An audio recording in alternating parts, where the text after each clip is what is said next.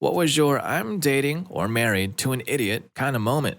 One day, my then fiance was very angry with me without warning and started harassing me over, "What are you going to do? How are you going to pay for our wedding? How?" Basically accusing me of being broke or having no financial plan. After a whole day of me wondering what the heck is going on, she finally went through the numbers. According to this wedding magazine she borrowed from her friends, the average cost of a 200 guest wedding in Tokyo was $80,000 or so. And I did not have that kind of money, like at all. And then I had to literally sit her down and use pen and paper to prove how much our wedding is costing since I insisted it won't be as much. How much is the venue, ceremony, rentals? $2,500. How much is the meal going to cost per guest at the hotel restaurant? $50 to $70. And how much are the hotel rooms we're paying for? About $150 a night. And how many people are attending the wedding? All said and done, our whole wedding was going to be about $4,500 to $5,000, and we knew this. But after reading one magazine article about mega weddings in Tokyo, my fiance convinced herself that ours had to cost that much too.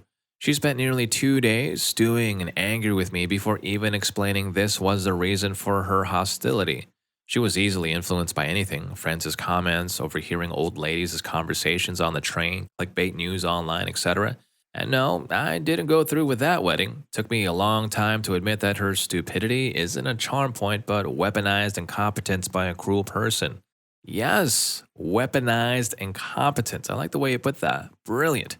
Story 2. Lord, I've got a list. He has set himself on fire multiple times, sometimes on purpose. He once decided he wouldn't shut off the power while working on a dryer because that would mean he'd have to change a bunch of other batteries. He was shocked, unsurprisingly. This only served to fuel his determination. He got zapped 13 times, but he did finish the job alive in the end. We have multiple nicks in the ceiling due to sword-related shenanigans. He volunteered to be on the receiving end of my taser just to know what it felt like. As a child, he asked his older brother to kick him in the jewels, again, just to know what it felt like. He volunteered to have his entire nether region, front and back, waxed, yes, again, for funsies. He once made me wake up in the middle of the night in a panic thinking there was a fire because he had manscaped and he decided to clean up the hair by setting it on fire. He managed to both dislocate a knee and get pink eye within one drunken hour during which he was playing with whiskey and homemade torches. I could go on. Okay, hold on. The only thing I could actually say is that their relationship was electrifying with a burning passion. And seriously, I LOL'd and had to delete it when I read that one about him having manscaped and in a moment of genius, to clean up his mess, he decided to burn it up. What? Story 3. After cheating on me the second time, I realized he cared very little about my feelings or the relationship in general. I dealt with that though, as we had a child and I could put the hurt away for the kid. I finally left when I realized he had been neglecting our son while I was away at work. He was out of a job and had been for months. Quote from a child that really made me decide to leave the ex: "Mommy, can I always go to work with you? Daddy just sleeps and sometimes I get hungry and can't reach the bread." We did talk about this and he always denied it. I tested the a-hole the next day. Woke the ex up, told him I was leaving for work and he needed to wake up to be with our son. I went to work at 2:30 p.m. almost every day. I took the kid to work with me. I didn't hear from the ex until 8 p.m. and that's only because I texted him and asked how our kid was. "Oh, he's fine, he's playing video games in the room." I informed him the child was with me. Good times. Story 4. Happened last night and I'm still pissed. I drove up to a roundabout and were the first ones to arrive at the scene of a pretty rough car accident that just happened. It was between a cop car and a car with a couple of younger women, all airbags deployed, and the girl's car was definitely totaled. We pulled up and the cop was rolling out the driver's seat and I called 911 for an ambulance. The cop seemed okay and went to check on the younger girls who were screaming and were definitely hurt or shocked. We heard sirens and other cop cars showed up immediately, so the best thing we figured to do was get out of the way and go about our night. The idiot part is this: we get in our truck and I tell my boyfriend he has time to pull back into the now backed up roundabout. His response was, "Hold on, I'm making a Snapchat post." And I'm like, what the F? We need to clear out of here before it gets too busy, and so we're not in the way of the cops. Is now really the time? Then I see the post. It was a video of the accident, then the camera panning back to him, smiling, saying, They're out here getting the police too. Now, to clarify, we weren't at the accident site for long, so during the time I was checking on the cop and the girl was screaming in pain from her car and the officer was trying to get her out, my boyfriend was recording that stupid video. So, first, I found that disgustingly insensitive at the very least. And second, I called him a little witch for his first instinct to be pulling out his phone and record. We drove home in silence that night, and I still don't know what to say to address that stupid childish behavior. I guess maybe the best way to address that stupid behavior is just saying goodbye and never ever have to deal with it again. Story 5. OMG, I have a few great ones. I love my husband dearly and he's a great engineer, but god damn. So I grew up on a farm and one of our barn kitties had a litter of kittens of which only one boy and one girl survived, so we made both kittens our house kitties because they're bonded.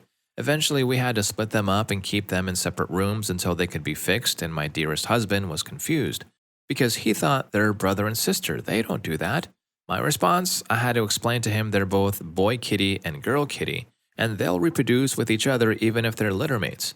This winter, he wrecked all 4 newish tires on my SUV because he drove around in it for a week with the low air warning light on without bothering to put air in them.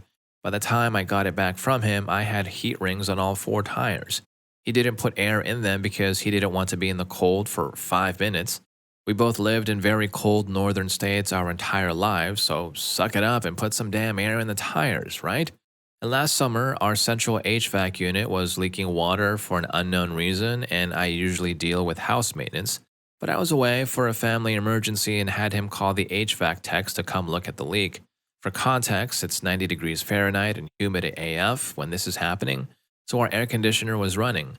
He told the techs our furnace was the thing that was running, not the air conditioner, so I had to call them back out 2 days later so they could look at the AC and appropriately diagnose the issue. Story 6. 2 weeks after I married my husband, we finished having morning fun after we got up, started coffee, bathroom, and teeth. He went to pee first, I went second while he washed his hands and got our coffee. I took birth control. He asked why I was taking so long to get it out this time. Just happens. Well, your coffee is ready, so it'll help. Scratch pause. Sorry, huh? It'll help. Coffee makes you pee. It'll flush it out. Blinking for 10 seconds, but felt like an hour. Deadpan. Where do you think I pee from? He was thinking so hard, he legit thought out of our lady bits. I made him watch a video after giving him a verbal lesson. The funniest part is he's so kind and sympathetic to any women's issues and has always and still does even more so now, call out any friend or coworker, now subordinates even, for their just ugly lack of sympathy or mocking. He just wasn't taught in school and not taught at home.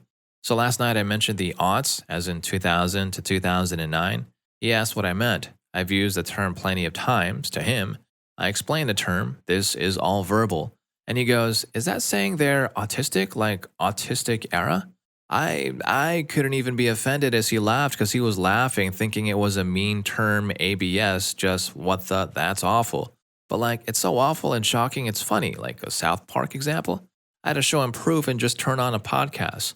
I love this man so much. He's so intelligent and he can do so much, but sometimes his brain just goes to Patrick Star mode. I guess you're SpongeBob for sticking around then, yeah? And that ain't a bad deal at all because that is one super duo. Also, with you and I, how about sticking around longer and hitting that like button and subscribing to the channel? It really helps me out and these stories will just keep getting better. On to the next one. Story 7. My first girlfriend ever. She was dumb. Obviously, she was dating me. We were high school sweethearts. She had this couch that was really deep in the middle, egg-shaped kind of. It's very difficult to get out of depending on how you're sitting. So we were sitting in it and wanted to go to the pool. In the process of her trying to climb out, she squished one of my jewels. It hurt. I opted to just roll out onto the floor and writhed in pain for a bit. She was getting bored and she was like, okay, come on, it's not that bad. No, it's the worst pain in the world, I reply. Well, it's a good thing I don't have those. I'm a klutz and I'd hurt them all the time. She was very sweet.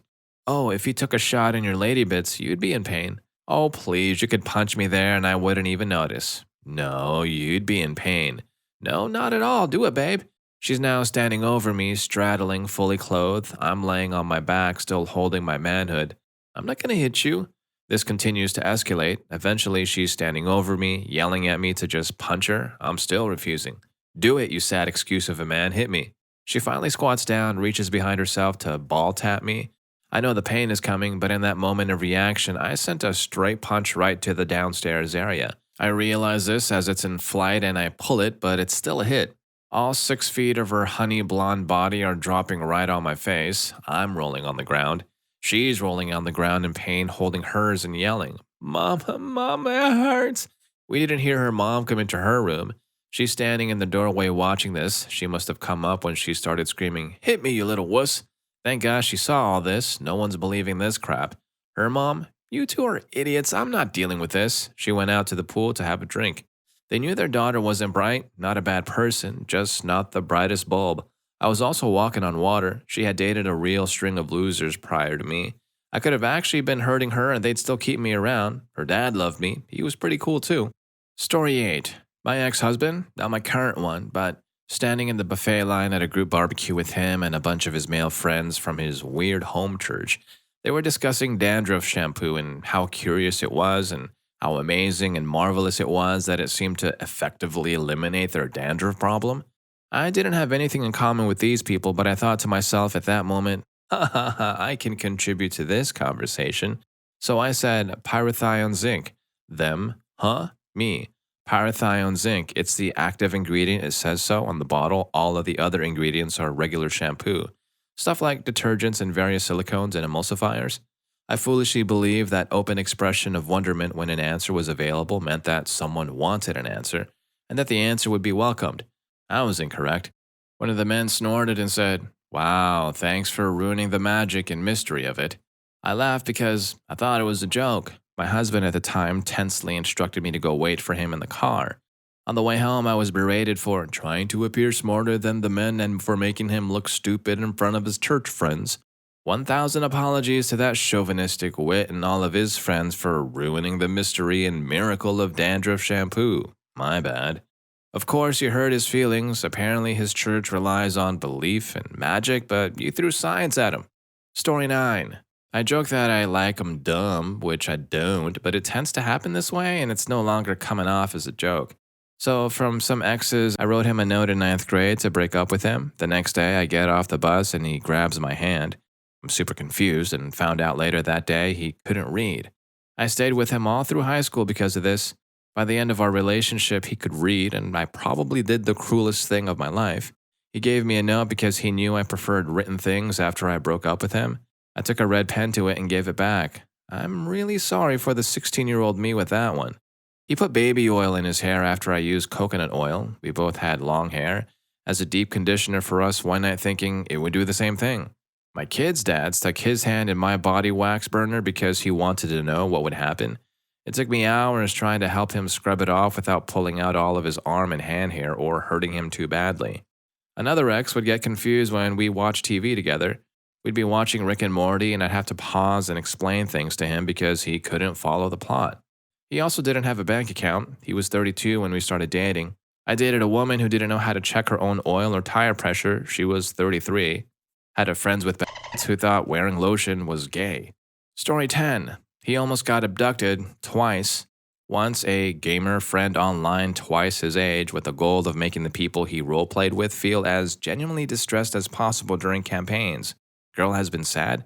Let's have a detailed railing against her character's will written in a few times.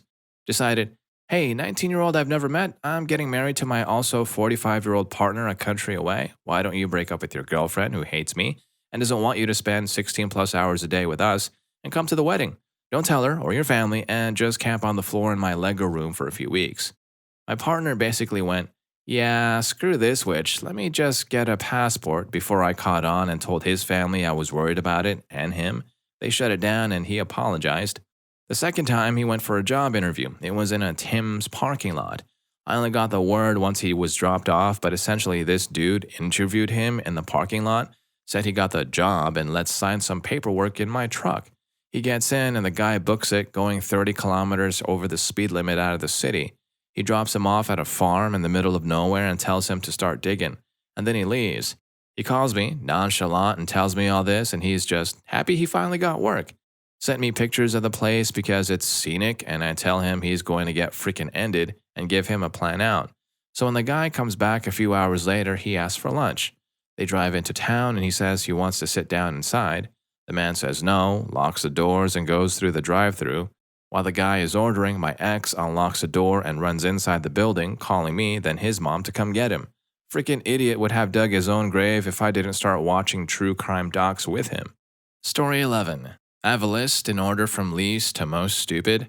First, he didn't know that you could use regular soap to wash clothes. He thought only laundry detergent was effective to clean stains off of clothes.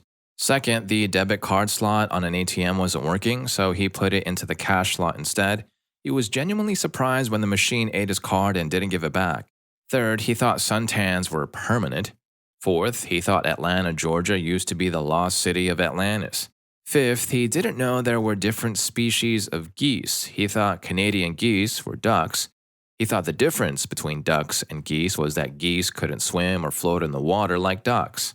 And sixth, he genuinely tried to reserve a hotel room under the name McLovin to see if it would work. It didn't, unsurprisingly. Even after he reserved the room under his real name, he still asked the front desk lady for a reservation under the name McLovin. He was the only one who found it funny. This man is 21 years old, real-life himbo. Story 12. My ex-husband did bath time for kids throughout infancy and toddler years. One day I bought a bottle of body wash and switched out the current bottle, which wasn't empty. A few days later, my ex came to me after bath time and said, "We need more soap." Confused because I just put in a new full bottle in just a few days ago, I said, "I just got some." He said, "Well, where is it? The bottle is empty?" I said, "That's impossible. Did someone spill it? Show me the bottle." I follow him into the bathroom where he reaches onto the shower rack, picks up a bottle, and hands it to me. It was hair conditioner. He'd been bathing our child with hair conditioner for almost a year.